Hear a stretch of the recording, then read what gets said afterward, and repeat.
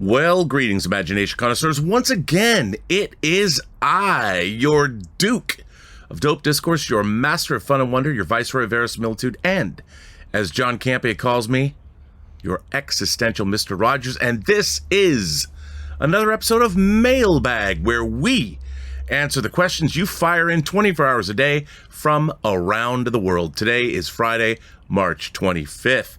And you know what? I think it's a good idea to just slide right into it, shall we? And our first question comes all the way from our friend Chloe Fanning.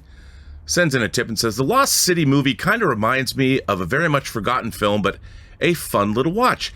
And that is 1985's King Solomon's Mines with Sharon Stone and I believe Richard Chamberlain. It's kind of along the same lines of The Lost City, but from different angles. Still good 80s cheese. Well, you know what I say, Chloe. Any movie that has Sharon Stone in it is fine by me. But you're correct. It is a fun movie, and I believe it spawned a sequel, but the name eludes me now. But I can see that. I can definitely see your seeing that they're kind of the same movie, and they kind of are. I mean, they're similar. They're not exactly the same, but you're absolutely right. Mr. T sends in a tip and says, John, after you said you left in the middle of X, I had to see for myself why. Let me say you missed one of your favorite scenes from the movie Quiet Place Part 1. Also, I liked the movie. Well, I haven't seen it. I want to say I like Ty West. I mean, I liked House of the Devil. I've heard this movie, Mr. T, is actually pretty good.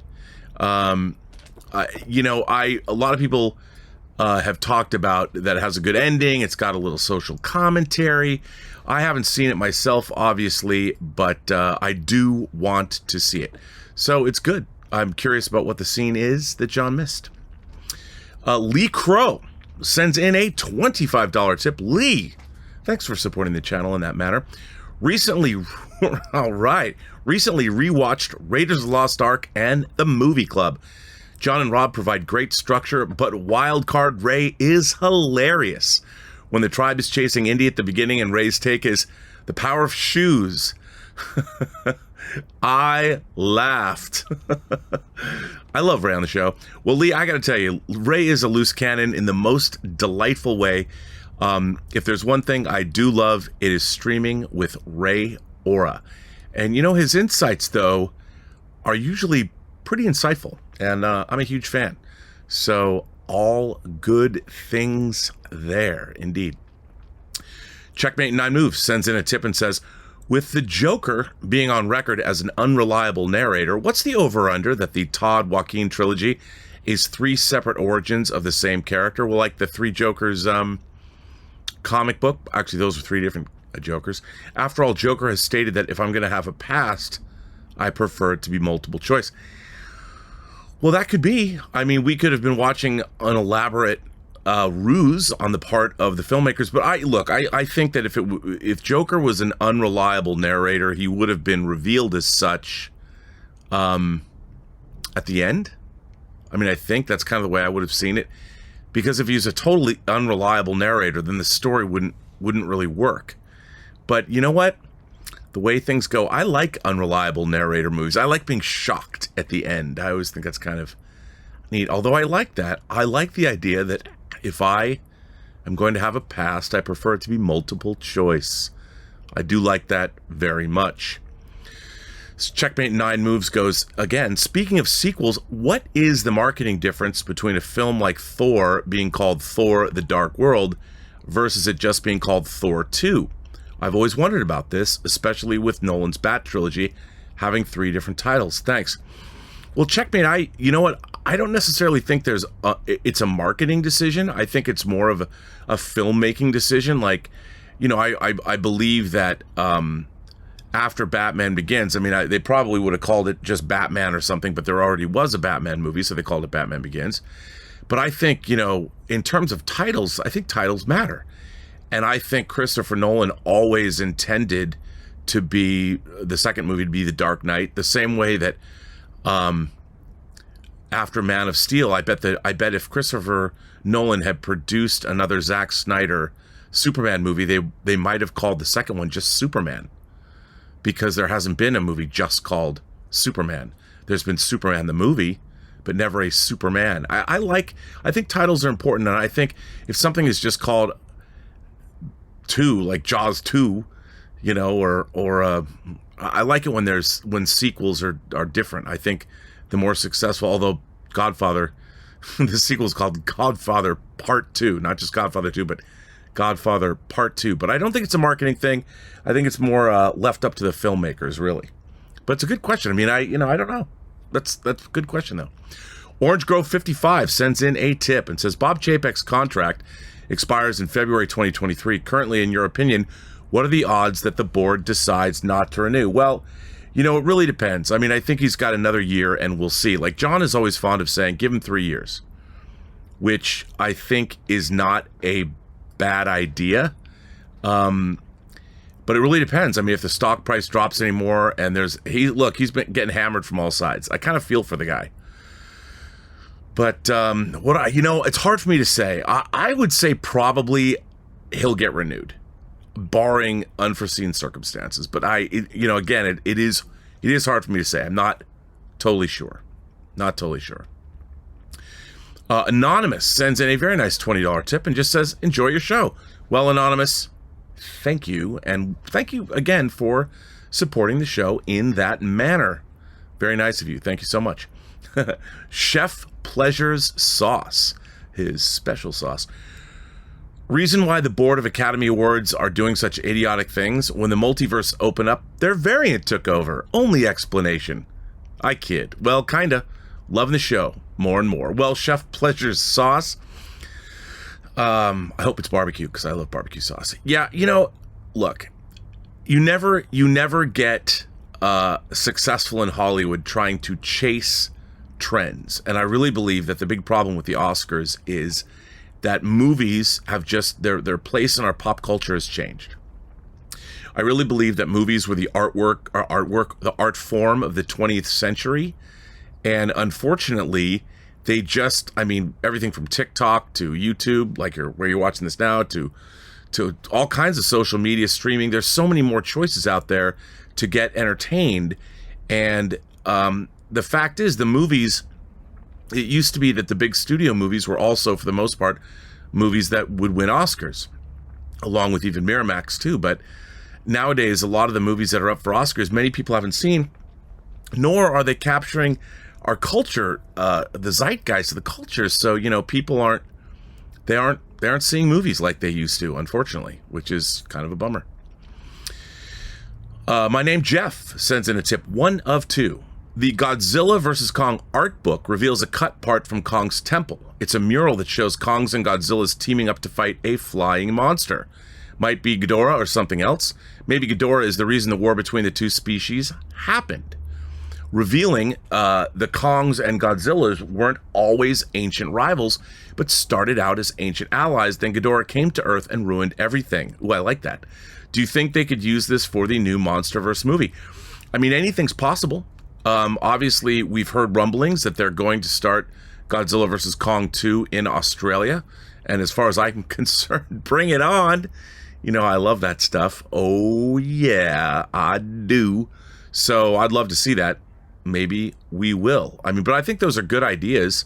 Look, anytime you bring King Ghidorah down, I'm down. So I would not be upset if they did that.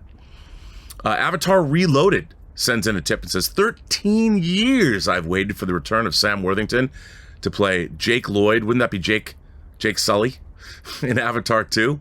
I think that's the character's name. Maybe no, I think Jake Lloyd is who starred in Phantom Menace, but Jake Sully is the name of the character Sam Worthington played in Avatar 2. But really, if you want it to be Jake Lloyd, it should be Jake Lloyd for you.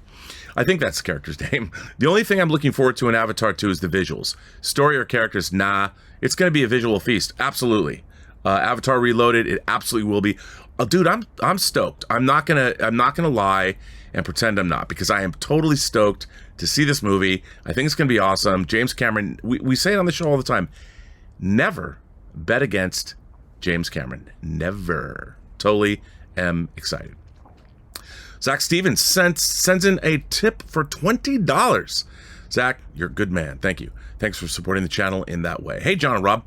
With the Percy Jackson Disney Plus series officially greenlit, author Rick Riordan, who is executive producing the show, posted on his blog that production starts June 1st, but no cast has been announced. Is this normal, or should we be worried? Well, no. I mean, look, I made a movie where I didn't cast the lead role until 3 days before production.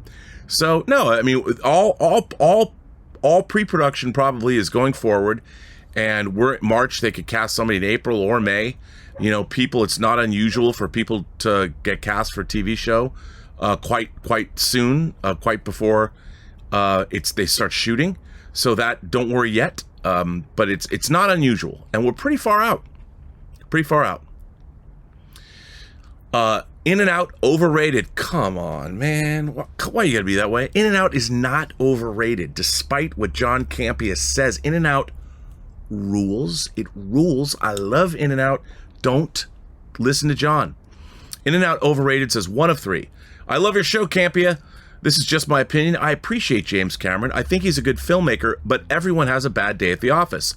I'm in the minority for sure, but his film True Lies is terrible and offensive. I know it's an action movie and parts are meant to be silly, but the stereotypes of Arabs are just cartoonish. I've lived in the Middle East, and I'm not Arab, but I felt so bad seeing how Cameron portrayed them as imbeciles and perpetuated this xenophobia. I get why people enjoy this movie. To me, it's a dud and doesn't feel like a Cameron movie. I thought it was the writer's fault, but he wrote it. Just my opinion, but I think he's a little ashamed of it. It's not available to stream anywhere, and he doesn't talk about it. Well, In-N-Out, you know, I think that you have a good point to make there. I mean, I've been to the Middle East. I've met a lot of Arabs, and they're lovely people. And I really remember, if it wasn't for Arab culture, we wouldn't have algebra and science. And so much of the modern age has its roots back in places like Persia. So, yeah, I'm a big fan of the Arab people and the Arab world.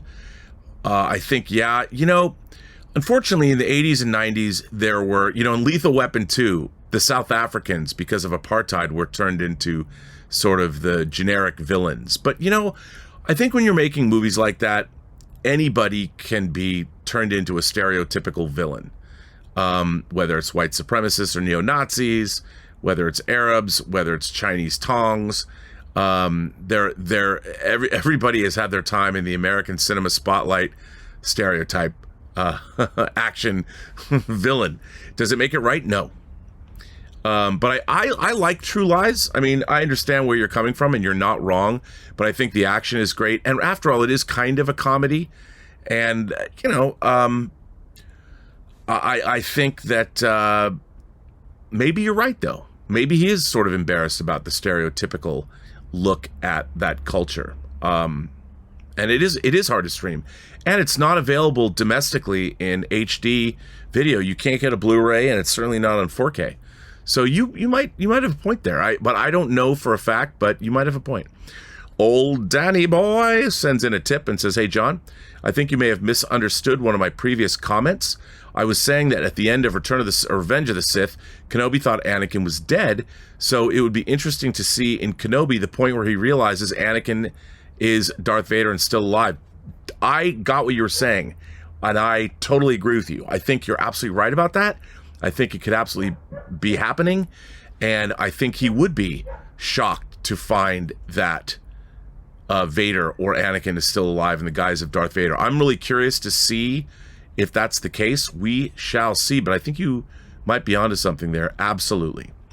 Sam Borowski, filmmaker, sends in a tip and says, "One of my mentors in this business of ours is Albert S. Ruddy." Al Ruddy.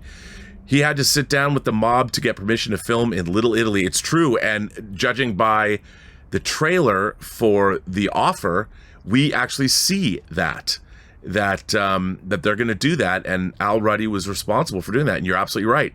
And I think that's going to be cool to see that in The Offer, because that is absolutely true. Nick Soto sends in a tip and says, "Hi, John and crew.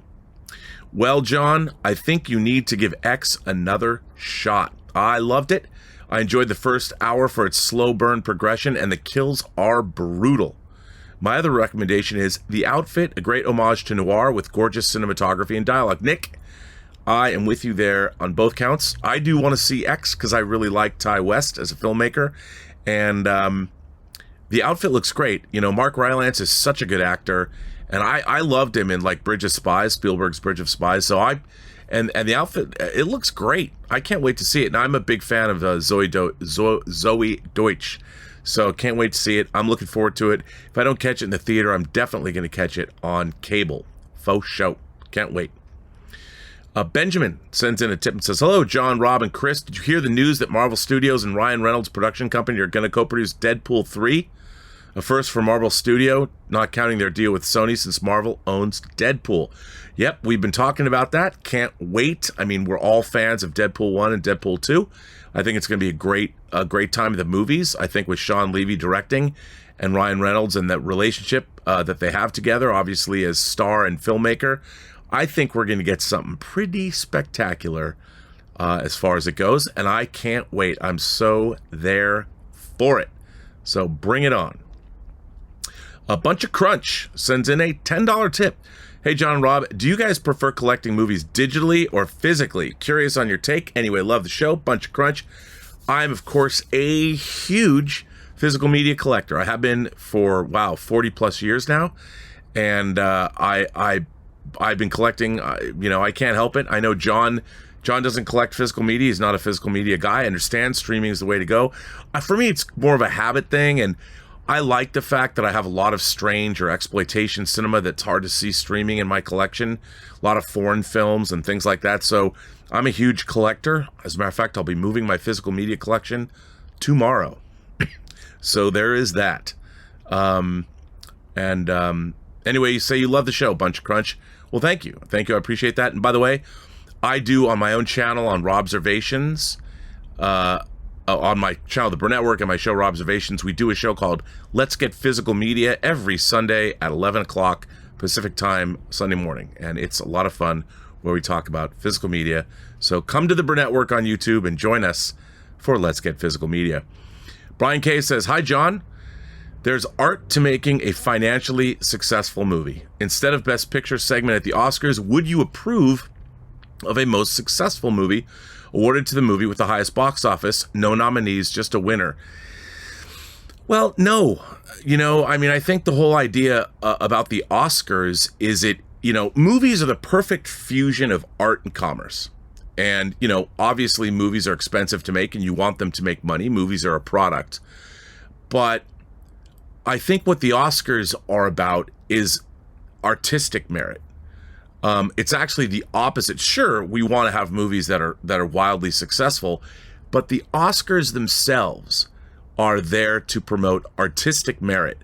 And I think that's what we're really looking for at the Oscars. So most successful movie is sort of the opposite of what the Oscars are.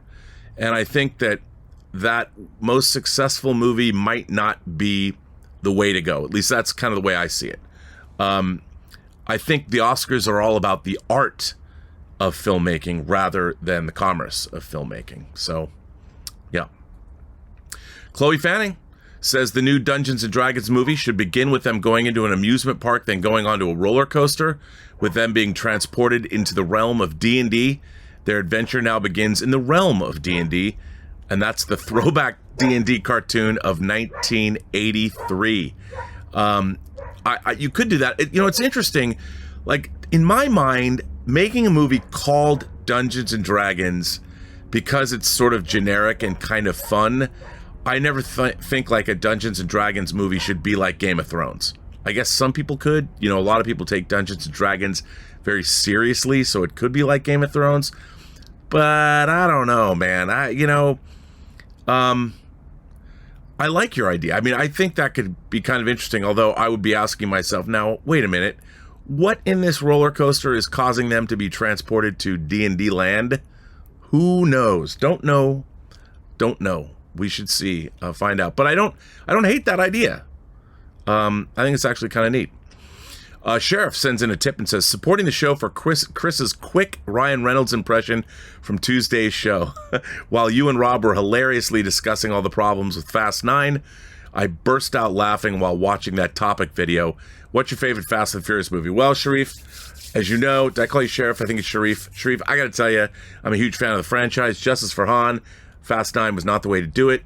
My favorite, bar none, is Fast 5. I think Fast 5 is the Citizen Kane, the godfather of the Fast and Furious franchise. I love Fast 5. I think it has the perfect blend of family and action. It's got Joaquin de Almeida, who's a great villain. I loved him in Clear and Present Danger. I love seeing him whenever he shows up. He's obviously the guy they rip him off in Fast 5. I love the action. I love the location. I love everything about Fast 5. To me, it's like... Now, keep in mind, for what it is, I don't think it's Lawrence of Arabia. I don't think it's Citizen Kane. I say it's the Citizen Kane of the Fast and Furious franchise, but you know what I mean. So, yeah, I love it, and that's my favorite. That's my favorite. I'm glad you're loving the show, and Chris Carr is one funny, funny lady. Ahmed E. sends in 1 or 2. Hey, John and Rob, big fan of the show and listen to it every day on my morning commute to work. Wanted to submit this for the Godfather Movie Club, but couldn't make it on live. Rob, do you have the Damn Toys Vito Corleone figure? Yes, I do. And there's actually 2 of them. There's 2 Damn Toys Vito Corleone figures. And Ahmed goes on to say, if so, is it worth grabbing? I've had my eye on it, and it will be the figure that will ignite my 6-scale figure collection. Already pre-ordered all the No Way Home figures and the Batman figure.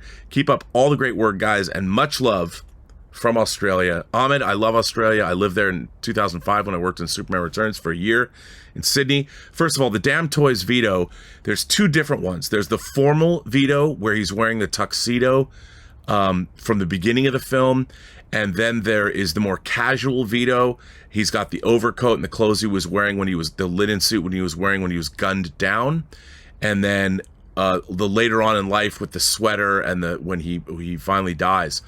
So those are 2 separate figures. I have both, and I really love them. They're absolutely worth getting. One of them, actually, they both come with chairs. And if you know me for any length of time, you know I'm obsessed with 6-scale action figure chairs. Get them; they're great. But I prefer the. Actually, you know what? It's really great because I love the one in the tuxedo. I think that's really good. But the one that comes with the overcoat and the other linen suit when he's shopping comes with a bag of oranges and stuff. It is when he gets gunned down. But, you know, I had to buy both. I know. But get it. If that's going to be your first 6-scale figure, 1, congratulations. It's a great set to get. Couldn't recommend it highly enough. It's really, really good. World777 sends in a tip, 1 or 2. Hi, John. I have 2 questions about Dune movies. First, is there any indication that we will get more than 3 movies? It would be really too bad if we end movies with Dune Messiah, especially considering that the main character of the Dune story isn't even born yet. Are you talking about Leto II? Yes, I agree with you. Now, look, I think what they're going to do, I had always heard, actually, wait, it's 1 or 2. Let me finish your question first.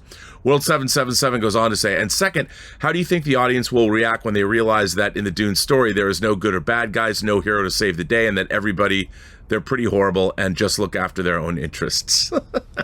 Well, like life. It's kind of like life. Good question, World777. So I had heard that the initial plan was to make a Dune trilogy, and they would be Dune Prophet, and Dune Messiah. And it would take us through the whole Paul Atreides leading the jihad against the Emperor Shaddam IV, that whole thing. And I think that could be, that would be great. That would be a great 3-movie trilogy. And I think, like you just said, Paul Atreides is certainly not a hero. He causes the deaths of billions. So, yeah. I do think that I think it'd be great. I hope they do. And Denis Villeneuve has started to mention that he wants to do the 3 movies in the Paul Atreides story and sort of tie that off. But yeah, I agree. I mean, look, I'm a huge Dune fan, and I've only read though the 6 Frank Herbert books: Dune, Dune Messiah, Children of Dune, God Emperor of Dune, Heretics of Dune, and Chapter House Dune. And while they get a little wacky, and Chapter House kind of ends on a cliffhanger. I mean, I'm a big fan of Herbert's work, so I'd love to see them make the films. Who knows if they will, but I'd certainly love to see it. And yes, everyone winds up pretty horrible and looks after their own interests, at least in the first 2 books. Yeah. Manning says, "Hi, John and Rob. I've got to say, I like Star Trek the Motion Picture, but I don't love it because we never see what V'ger became. It just disappears. It's like having sex with for 2 hours with no climax." Well, you know, I mean, I think one of the things I like about the end of that movie is they talk about, you know, when V'ger... Okay, first of all, I'm going to hold my hand up. Spoiler alert, if you've never seen Star Trek the Motion Picture. When I'm done, I'll hold my hand up again. So, at the end of Star Trek the Motion Picture, Decker melds with V'ger, with the logic and the intellect of a living machine, and they create...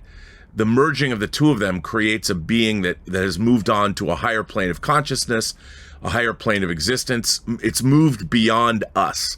Kind of like what happens to the operating systems at the end of Spike Jonze's great science fiction movie, Her, that stars Joaquin Phoenix and Scarlett Johansson. So that doesn't bother me. And what I kind of like about that is, you know, our universe is vast and unknowable. We'll only ever know a fraction of it, even if we live to be, if our species lives for millions of years. And I like the fact at the end, it's hopeful. This evolutionary force, or whatever happens between V'ger and everyone else, I find the whole thing rather uplifting and moving. But I can understand where you're coming from with that. But I think that there's a sense of wonder there that you don't get a lot, and that's what I've always liked about the film.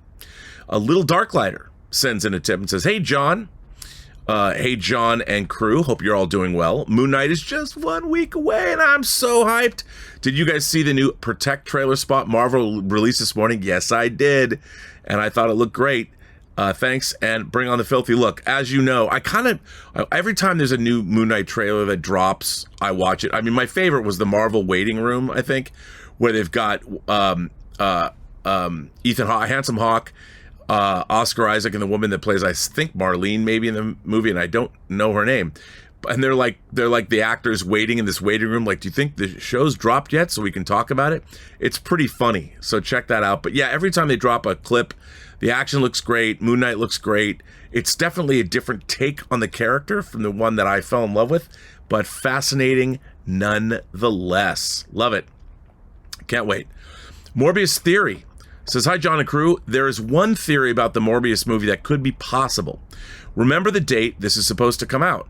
This could be one giant stupid April Fool's joke. I know, unlikely, but always have to consider that in my opinion. Thanks for the show.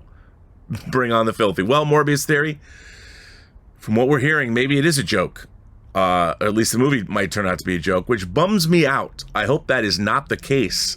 But we're not hearing good things. But it'd be funny. They can just, maybe that's their get out of jail free card. That's their excuse. Well, we knew it wasn't going to be very good, which is kind of a bummer. But I mean, what can you do? It's funny though. Fedora the Explorer says, "Hey, John and crew. The first photos of Nicolas Cage as Dracula were released today, and I think he looks awesome." He does look awesome. The movie Renfield is set for an April 2023 release. Are you guys more excited to see this movie now? Thanks, and back. Bring on the filthy. Well, Fedora the Explorer, I saw those pictures, and of course they were in broad daylight, where he's wearing all the makeup, and I don't think we're going to see Nicolas Cage in broad daylight, but I thought he looked great. I think that's inspired casting. I mean, if you've ever seen Kiss the Vampire that he was in, Nicolas Cage playing Dracula, bring it on. I love Nicolas Cage, and the unbearable weight of whatever, great talent or whatever it's called coming out.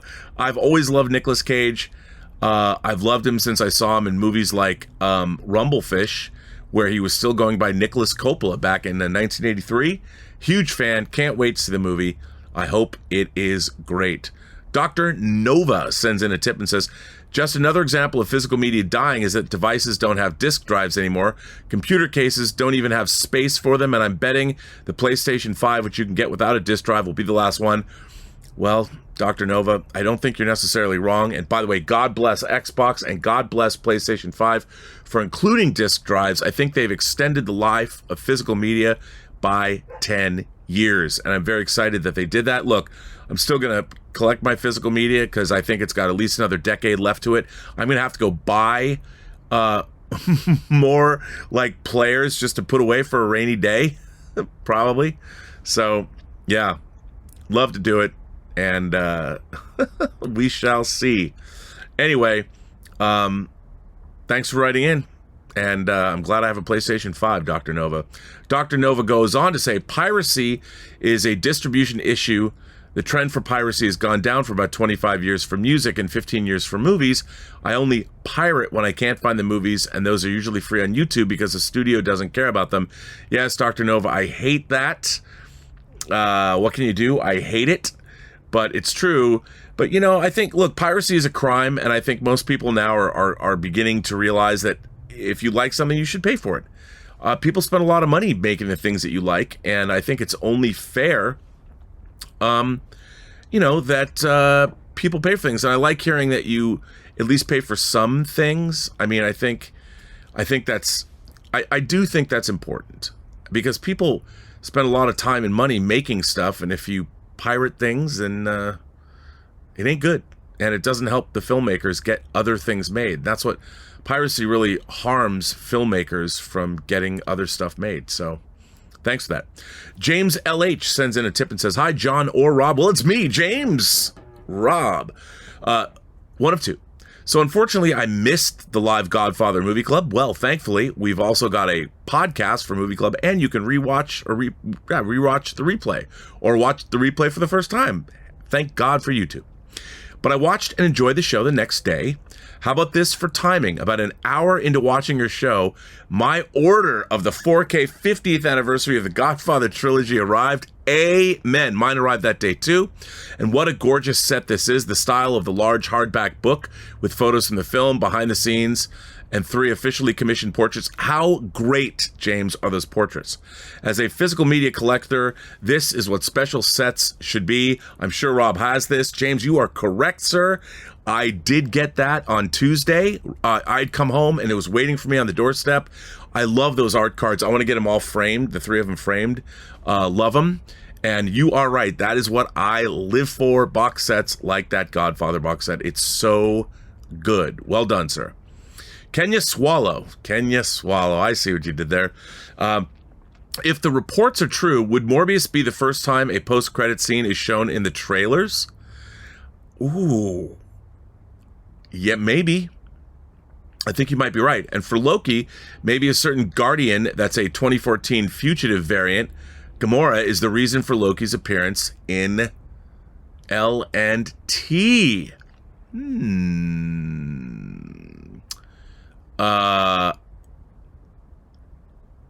That's a good question. You know, it's interesting. Both Gamora and Loki, obviously, the Gamora we are getting is from 2012, and isn't that the 2012 fugitive? Isn't it 2012 that he's a fugitive from?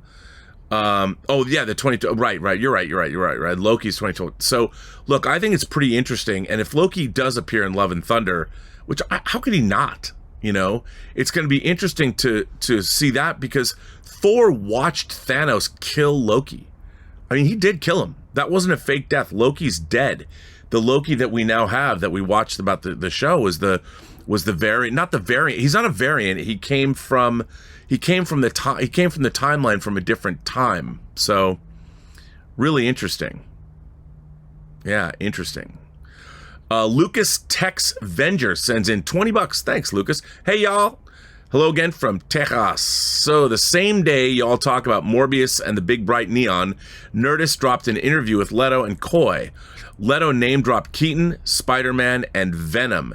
Did y'all see the interview, and what are your thoughts? I did not see the interview. I did see, was it Cinema Blend released an interview with Daniel Espinosa, the director of Morbius, today on Twitter. Brief comments, very interesting. You know, but I didn't read this interview. I mean, Leto's out there promoting the movie. He's tub thumping for the film, and as he should, because that's part of his job. yeah, let's hope. Look, I just hope it's good. I know we've heard some not very good things about it, but I'll wait and see. I'm gonna wait and see. You know, I hope it's good, man. I really do. I want it to be good. It's horror. It's a comic book adaptation. It's got Jared Leto in it, who I like. If you guys haven't seen a movie called Mr. Nobody, get it and watch the director's version. It's a science fiction fantasy movie about the road less traveled. It's a wonderful film. Jared Leto is front and center the whole time. Really, really good. Check it out. Report back. Tell me what you think. A V for Vendetta sends in a tip, says 1 of 2. Hello, John and company. Well, hello. Big fan. I never used to follow box office numbers, but your recent coverage of No Way Home and Batman got me interested, and I fell down the rabbit hole. I now think that inflation-adjusted numbers are a better barometer of a movie's success.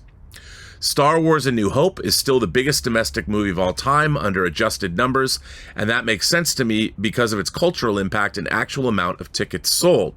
General thoughts on inflation-adjusted box office numbers? Thanks. Well, V for Vendetta, here's the thing.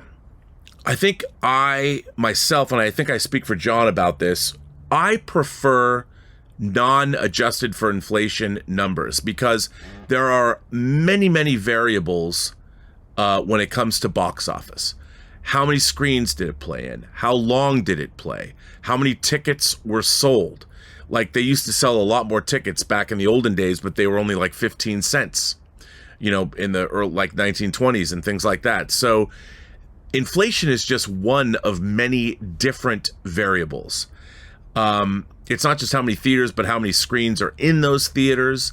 There's all different kinds of numbers. And I think because there's so many variables, that the box office of a movie is really tied to when it came out. Now, theoretically, if you just looked at dollars adjusted for inflation, that is one thing, and I don't necessarily think you're wrong. But when you look at other variables, so many variables come into play that it's hard just to adjust for inflation, because those aren't the only variables that should take into consideration. But, you know, and I also think that looking at box office, what we really should be looking at is what is the profitability of a film. You know, you might have a film like Star Wars only cost, I think, $11 million when it was made back in 76 and 77. And well, what about, and how much it made makes it an enormous hit. But Endgame probably cost, what, $350 million, but made $3 billion. But what's the profit margin there? It's probably different. So there's a whole lot of factors, a whole lot of different variables that I think need to be taken into consideration. So it can't be just inflation adjusted box office numbers, because that doesn't tell the entire story. It tells some of the story. And if you wanted to look at that, it would be an interesting barometer, but that's not the only thing that we should be looking at. I don't think. Mumraw sends in a tip and says, have you seen the trailer for the Ghostbusters Spirits Unleashed video game? It has Hudson and Aykroyd returning to voice act, seems to pick up right after the after credits scene in Afterlife. Do you think this is what the movie was setting up, or a true sequel? Mumraw, I think Ghostbusters Afterlife was kind of one and done, but I mean, moving forward, they've obviously, perhaps the filmmakers were consulted, and I think that always interesting. We'll see where that's going. Like, I don't quite know where it's going yet, but I did see the trailer. It's interesting to me, so we'll see where it goes. I mean, it seems good. Like, look, I'm a fan of the original Ghostbusters. I really don't like Ghostbusters 2 very much. I didn't like it when I saw it in the summer of 1989. So I liked Ghostbusters Afterlife. It's a different film entirely, but that's what I kind of liked about it the most. So we'll see where it all goes. But yeah, I mean, I don't think the movie was setting it up. I think that they decided to make a game and they came up with what looks to be a pretty good story. Tyler Rod says, hi, John and crew. Do you plan on seeing Everything Everywhere All at Once? John is seeing it right now. I dropped him off and he's seeing it. He's seeing it at the Burbank 16 with Ann. It looks amazing with an amazing cast like Jamie Lee Curtis and Michelle Yeoh. I can't wait to. I'm probably going to try and I'm moving, but I'm going to try and catch it this weekend because I really, really want to. It looks fantastic. So, yeah. Sir Ivan Bennett sends in a tip and says, you've been complaining that you've been disappointed with Marvel content as of late, but can it be that just you're disappointed with Marvel TV and not films? Maybe you're just into the movies? Let me know what you think and keep up the good work. Well, I have to tell you, Sir Ivan Bennett, I too, I think the TV shows have been a little less focused. Like, I love WandaVision, but again, the ending did not deliver the kind of ending I'd hoped. And I think the shows have been good, but not great. And I think Loki was really interesting, but it really pushed, I think it might have pushed the boundaries of the MCU maybe even a little far, if that makes any sense. But I still think they're good. I mean, I like how they fit. To me, comic books always had you'd get a writer-artist team that would get really hot and do a great run on the comic, and then it would peter out and you get a new creative team to come on and they weren't as good. I still like the comic. And what I like about the TV shows is we get a little bit more insight into a lot of the secondary characters. And I've enjoyed it. I think they've been good. And look, I think that for me, it looks like Moon Knight will be the first show that breaks through. That becomes, I think, totally A-list, where people are blown away. That's what I'm getting from people now. People seem to really love it. People I trust. So hopefully it's awesome. Who's Candace? Who is Candace? Sends in a tip and says, "Hi, John and crew. I'm curious to know if you'll ever review Fight Club or Old Boy on Movie Club. I hear y'all mention these films from time to time, but I'd really love to know your thoughts and opinions." I could see us doing Fight Club because it's a favorite of our audience. And I love Old Boy, the original, of course. I don't think we'll ever do Old Boy. I'd like to do Old Boy. I've got 2 Old Boy action figures. And I also have 2 action figures from Ichi the Killer. But I don't know why I brought that up. But I could see us doing Fight Club, because a lot of people want us to do Fight Club, and it's always nice to revisit that film. I have 2 Fight Club figures. As a matter of fact, I have 2 different Tyler Durdens 6-scale figures. So I would like to do Fight Club. Not just because I have 6-scale figures, but because I like Fight Club. It's a really compelling movie. And, it was really a movie kind of its time. And I'd be curious, revisiting it now, what we would all think. And I'd love to hear what Ray has to say about Fight Club. Donald Moore sends in a $20 tip. "Hey, John, I know this is a no, but I still have to ask, would you do The Warriors for Movie Club? And if not, what did you and Rob think of this movie? Thanks again, guys." Okay, if you're talking about The Warriors, Walter Hill's 1978 The Warriors, it's one of my favorite movies. Warriors come out to play. I'm a huge fan. Now look what we've got before us. We've got the Sorensens sitting next to the Jones Street Boys. We've got the Moon Runners right by the Van Cortlandt Rangers. Nobody is wasting nobody. And that is a miracle. And miracles was the way things was meant to be. That wasn't a great Cyrus, but there you go. I love The Warriors. I would love to do The Warriors for Movie Club. The thing is, it's kind of an older movie, and I don't know how many people know it, but I certainly would love to do it. Love to do it. Stub McShave. Hello, Stubble. How are you? "I only know of one actor who has been in only great movies, 100% in his movie streak. John Cazale. Fredo. He only acted in these features: Godfather 1 and 2, The Conversation, Dog Day Afternoon, The Deer Hunter, and archival footage in Godfather 3. He's great. He used to date Meryl Streep. They were together when he passed away, and you're right. What a promising career he had. He's a fantastic actor. He's so good, and he was taken from us so young. But you're right. I mean, look at that track record. It's unparalleled. Just unparalleled, and it's so sad what happened to him. He died so young. Stubble McShave goes on to say, "With Voltron and other shows being made, is there a chance that we could get a live-action TV series of Ulysses 31? Well, anything's possible. I haven't seen Ulysses 31, but I seem to remember hearing something about that. I don't know if it'll ever happen, but it might. It might. But I'm not sure. You know what? Hang on. I have this. Well, no, I can't, while I'm doing this, I can't do that. But Ulysses 31, I'll have to get back to you, Stubble. I will. Marie Seifring sends in a $10 tip. "Hey, John, I just want to suggest that a third MCU movie, Loki, might make an appearance is Ant-Man 3. Loki's TV show links him to Kang, and Kang is the main antagonist in Ant-Man 3. Just a thought, thanks. Maria, I think you might be right about that. I think Quantumania we could absolutely see Loki in that show. Or the movie. I wouldn't be surprised in the slightest. I think you might absolutely be right there. And, we all love Loki, so I think it'd be cool if he was in the film. I hope Tom Hiddleston's a busy boy with the MCU. Alan Gonzalez sends in a tip and says, "Hi, John and crew. I was wondering, the MCU has been going on for a very long time, and I really love it. I hope it never ends.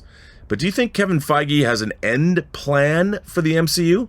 Do you think the MCU will just keep going or reboot at some point?" I know John talks about reboots, but I think it'll go on until I think they'll make one final big blowout endgame kind of a film, because eventually, one day these movies are not going to constantly make money, and even the audience will age out. The MCU now is 14 years old, and while it seems to have no signs of slowing down, I mean, is it going to last for 20 or 30 years? I mean, it might. Bond turns 60. The James Bond franchise turns 60 this year, but there's only 25 movies so far in the official Bond canon. So I don't think Kevin Feige has necessarily a way out, but there's a time when there's only so much you can say.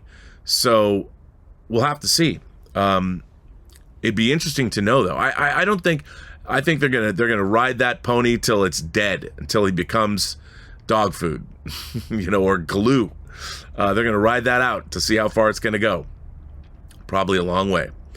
Brian Walmer says, "Hey, John, so Warner Brothers just dropped a deleted scene from the Batman. We talked about that today, which featured the Joker. Does this mean we may get the Joker in a sequel? If so, or Joker sequel, that may make it a lot darker than the first movie, especially if they have Joker wear his face. Bring on the filthy." Brian, you know what? We talked about that at length on the show today. I think it bodes well. I think we're going to see the Joker in the future. I think the Joker will escape. He's very Hannibal Lecter-esque. So like in Silence of the Lambs, he'll probably escape and do some bad things. Or the promise of maybe having a Joker-Riddler team-up could be interesting. We shall see, but I really like the portrayal of the Joker. Really interesting, really disturbing to see all the scars and yeesh. Gross. Who's Your Daddy? Who's Your Daddy sends in a tip and says, "Hey, John, I watched Deep Water the other night, and I have to say I really enjoyed it. I went in thinking it was going to be mediocre, but I found it to be a good throwback to 90s erotic thrillers. Check it out when you have a chance." Well, Who's Your Daddy? I'm a huge Adrian Lyne fan, who made like Fatal Attraction and Indecent Proposal. He also made Flashdance and Foxes. I'm a huge fan. Jacob's Ladder. I can't wait to see this. I haven't watched it yet, but it's based on a Patricia Highsmith novel, who wrote like the books about Ripley. Ripley's Game was made into a movie. The Talented Mr. Ripley obviously was a great movie. So I'm really excited to see Adrian Lyne adapt Patricia Highsmith, and Ana de Armas and Ben Affleck look like they're great in it. So I am definitely down to see that. BW Rosas sends in a tip and says, "Hey, John. So with Sonic 2 fast approaching," I see what you did there, "Jeff Fowler said something along the lines of including all Sonic media in one form or another, and Sonic having a long run with Archie Comics as a series. Do you think he'll draw from its number of stories of 290 plus? That's interesting. Definitely there's probably some inspiration there when coming up with a storyline for Sonic. There's many different ways you can go, so why not look at the comics, because there are storylines there that you could definitely borrow from. I think it's probably a good idea. Why not? Why not? Will Foreign sends in a tip and says, "Hey, John and crew, Mailbag is a great idea. Been using it recently when I don't have enough time to watch the full show. Do you guys ever think another Star Wars trilogy will be made, whether it be episodic or standalone trilogy? What are your thoughts?" Will Foreign, yeah, I do. I think there's too much money to be had with Star Wars movies. I think that Disney has seen the error of its ways, and if they do another one, and I think they will, it'll be planned out probably meticulously before it gets made. So they really are going to have a real tight story to tell over 3 movies. I'm expecting nothing less than the Lord of the Rings of Star Wars films. I want it to be that successful and that good. Let's hope it is. We shall see. Little Bernie KC1 sends in a tip. "The Batman deleted scene, the actor in the scene is Barry Keoghan. or Keoghan? Is it Keoghan? I think it's Keoghan, right? Barry Keoghan. And was credited as playing Officer Stanley Merkel. We never hear him referred to as the Joker. Early in the scene, Merkel says something about a present. Must be our anniversary. Well, yep, I caught that. I definitely think that they've had a past. I would assume that it was Batman that put Merkel in Arkham. This movie is toward the end of the Batman Year 2, and this will be important later. There is a line at the end of the scene where Merkel laughs while saying the Batman essentially agrees that the people the Riddler is killing deserved it. Well, little Bernie, we talked about that. I think that that's what makes it a great scene. The fact that, like, Batman's like, you're not wrong, these douchebags deserve to die. But, of course, Batman can't say that because that's, you know, I think he's struggling. I think Batman is struggling with that idea. We shall see. But for sure, definitely some crazy stuff going on there for sure. But I thought you're right. I mean, there's a thin line between being a vigilante killer and just being a vigilante. Yeah, it was great. I like the scene, though. Little Bernie goes on to say, I think Merkel was a dirty cop that the Batman found doing some crazy shit. Maybe he was getting some kids hooked on the drug they kept talking about in the movie, drops. The Batman went berserker mode and knocked Merkel into the base drug chemicals. Ooh, Merkel deserved it, Little Bernie goes on. Merkel didn't die, but lost his mind and got messed up. They locked him in Arkham State Hospital. That was the end of Year 1. This is how he gained Gordon's trust and is essentially allowed to do his stuff without the cops arresting him. Would have made a decent Gotham PD limited series, aka Batman Year 1 plot climax, but I'm sure reading into this. Ha ha ha. Cheers from KC. Is that Kansas City? Little Bernie, Kansas City. That's why you say KC. I think all that's great. I think, first of all, thank you generously for supporting the channel in the way you did. I think you're right, man. I think that something along those lines, the way you described in being informed by the comics and things, really good idea. Like, clearly they have a relationship. And, you know, I like the idea that Batman develops these psychological ties to these villains. Like, there's definitely interesting, it's crazy, this kind of stuff happening. But the fact that Batman gets, the more twisted, the more sort of, he's almost like a profiler. The way Will Graham in the Hannibal Lecter movies is a profiler, or Clarice Starling is a profiler. And Batman really gets into the psychology of the people he's hunting, these psychopaths. And like in the Hannibal miniseries, when Will Graham goes too far and gets inside too deep into Hannibal Lecter's mind, then Hannibal Lecter can manipulate Will Graham, just the way I think the Joker knows he's in Batman's head. More so than we've ever seen it happen that way. And I think seeing something like that occur is going to make any Batman movie with the Joker, because how do you make it different? And if they really accentuate this psychological battle that's happening between the two of them and make it really personal, that could be really interesting. And I definitely would love to see that. Motassim sends in a tip and says, hi, John and/or Rob. It's me, Rob. Thanks to all that you do. If you don't mind, it's my sister's birthday. Her name is Abir. What a cool name. Abir. Can you please send her a happy birthday? Thanks ahead. We're all big fans of your show. Well, Abir, it's me, Robert Meyer Burnett, and Abir, a very, very happy birthday to you. And I hope that your next twirl around our beautiful sun, which takes a year, will be your best year yet. And Motassim, you tell your Motassim, your sibling, that he's a great, or she, I don't know. I mean, why do I assume? I just assume it's a guy. But you have a happy birthday, and you tell Motassim that he is a great, or she is a great sibling. I think probably he, but I don't want to say. In this day and age, you don't want to be wrong about that stuff. But happy birthday, a beer. Are you going to drink a beer? Are you old enough to drink a beer?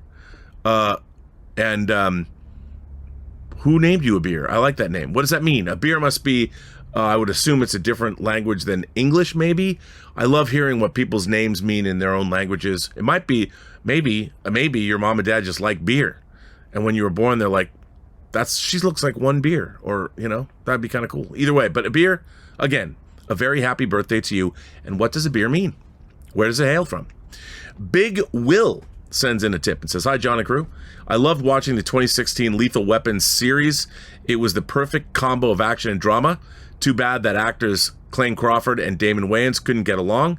By season 3, it was canceled. Did you watch it, and what were your thoughts? I'll bring on the filthy. Big Will, Coy Jandreau, who I used to stream with on the Collider Heroes show, was a huge, huge fan of that show. I loved hearing him talk about it, and I watched it. I thought it was pretty good. I didn't see all of it, but I tuned in after hearing Coy wax rhapsodic about it. I'm like, I'll check this out. I liked it. Yeah, it's too bad they couldn't get along, and it was Sean William Scott who replaced Clayne Crawford, right? I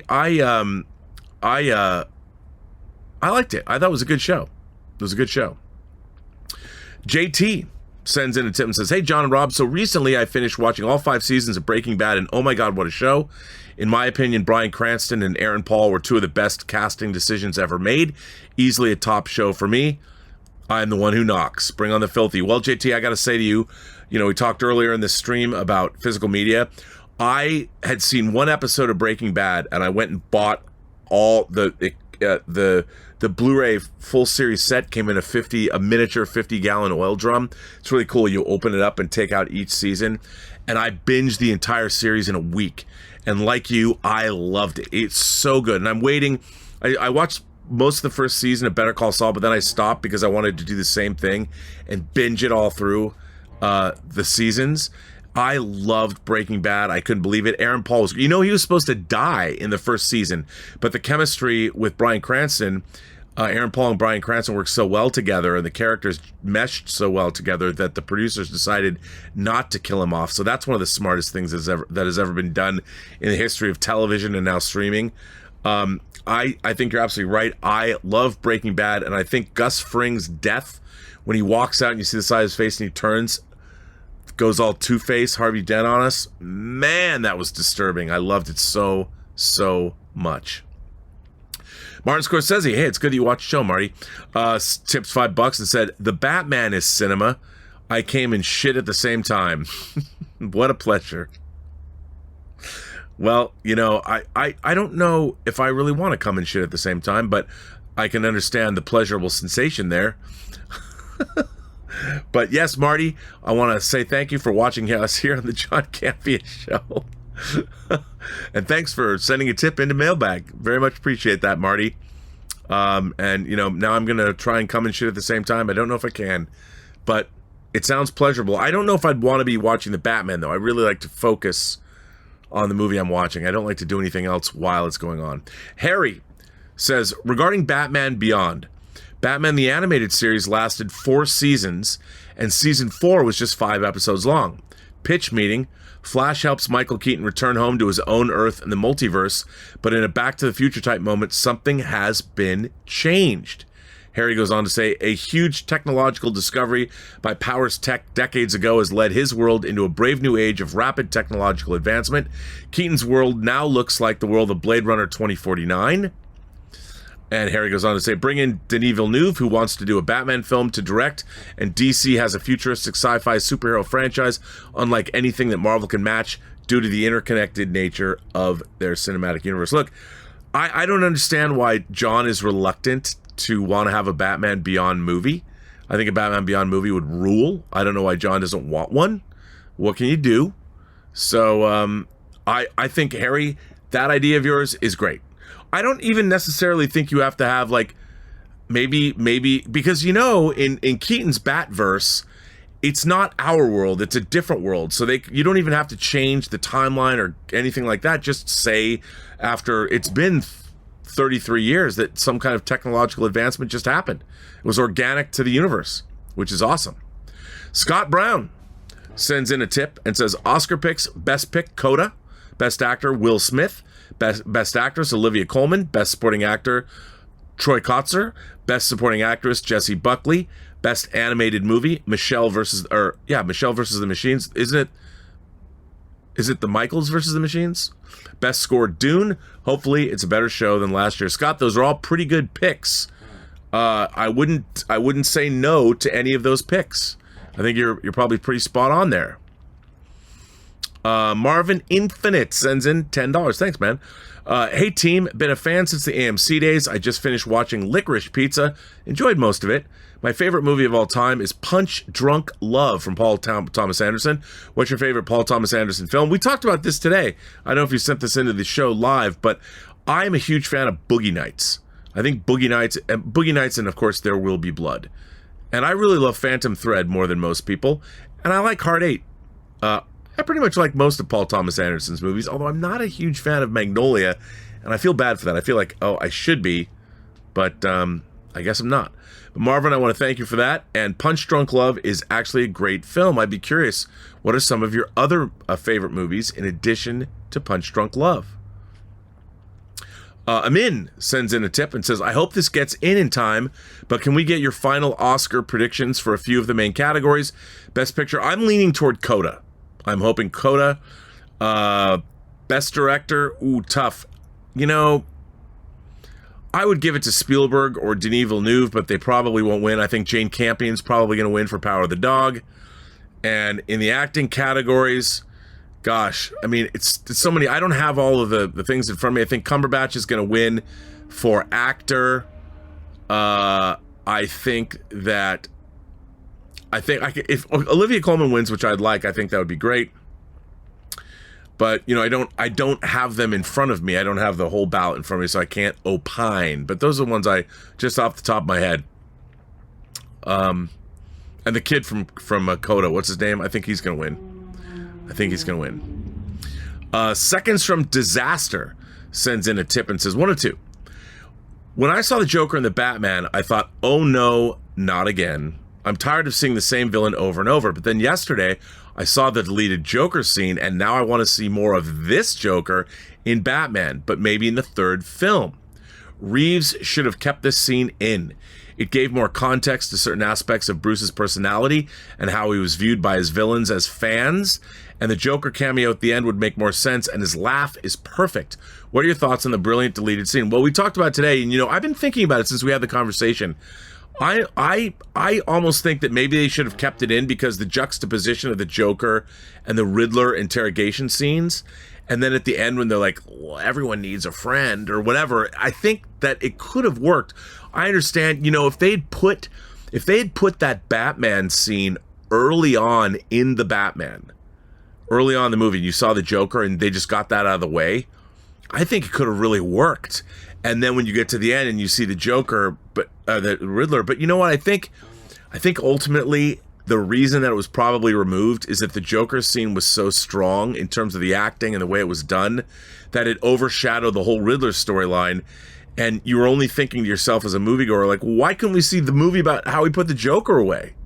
I think that's where that thinking probably came from. I'm not sure, but I think it probably could have been something like that.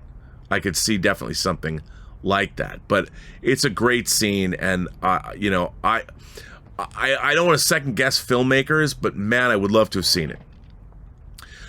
Joker equals Lecter, Riddler equals Jigsaw, Penguin equals Scarface, Reeves. Oh, this comes from Ascalad. Ascalad sends in a tip.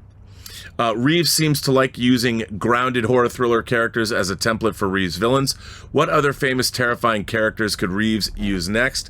Annie Wilkes. Ooh, I love that. Norman Bates, Leatherface. All of those. You know, maybe somebody even like a Michael Myers. But I think it's better when the villains have an intellect that is near or equal to Batman's. I think that to have that intellectual back and forth is the best way to do these things. So yeah, that's the way I would do it. That's the way I'd do it. But you know, other diabolical villains, Jigsaw's a good one. I mean, it's funny that you say that, because I was thinking the other day, I was kind of thinking, or maybe I was talking to somebody about, what if Batman was in a Saw movie? What if he was in one of those traps? Like, how would he escape? And you throw back into like the 60s and get into the whole escape artist Batman idea. But I prefer intellectual villains, and with this iteration of Batman, I think it's better off if there is that kind of component. You know, that kind of intellectual component. If I were chairman at DIS, sends in a tip and says, hi, John and Rob, or both. Well, it's just me. With Chapek's contract running out, here's what I would do. I would give him one more year on the contract to see what he does. See if he can turn around and then see what he does, or if the same stuff happens, out him, but maybe he can turn around and maybe he could pull it off. What would you think of that idea? Would you do it? Not good? Curious to hear your thoughts. Thanks for the show and have a good weekend. You know, look, as John always says, he thinks Bob Chapek should be given 3 years. And look, Bob Chapek went through one of the most tumultuous, difficult times ever in the United States. And I think that, you know, I like this idea that you got to give a man a chance or a woman a chance. You got to give a CEO a chance to make their mark. And Chapek has been coming out. If he comes out of this and turns the company around, the stock price goes up and everybody is feeling pretty good about it, he would have been forged in fire. And he would have been hardened like steel in that fire. And I think if he can do that, it would make him a very strong CEO. I don't know if he will, but he could. So give him a chance. I mean, let's see what he's going to do. I think they're going to do that. I think that's the best way. I hope he doesn't get ousted.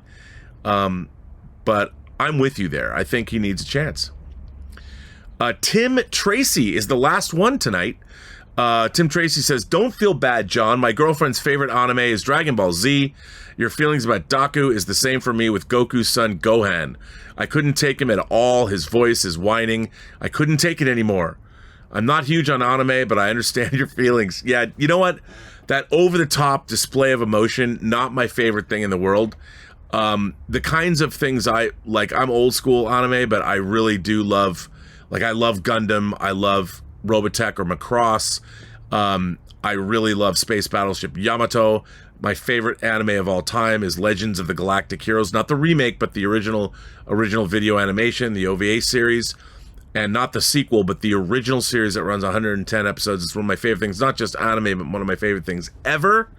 But I'm a fan. I like, you know, Satoshi Kon, Perfect Blue, and his series Paranoia Agent, Millennium Actress, that kind of thing. But yeah, I agree. That when their mouths go, they're sweating. I'm not a fan of that melodrama. I'm not. But Tim Tracy, thank you for supporting the channel in that way. And now that brings me to the end, folks. I want to thank all of you for generously supporting the John Campea Show and the John Campea channel via tips and super chats. Thank you for coming into the mailbag here and sending us tips, which you can do 24/7. If you want to get a tip or you want to get a super chat live in the show, John opens up the super chats for every live show a few minutes before we actually start the show, and they go until they fill up. So we can actually get to every one of your questions live on the show. The whole crew can, and that's every weekday on John Campea's show, the John Campea Show here. And of course, this being Mailbag, you can send us questions 24 hours a day, 7 days a week from all around the world to the Mailbag, and you can see the link in the description of this show.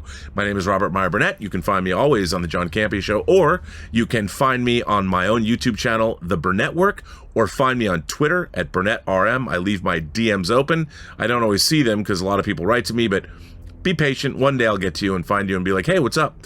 Or you can find me on Instagram at RM Burnett. Once again, Robert Meyer Burnett. This was the Mailbag for Friday, March 26th, or pardon me, Friday, March 25th.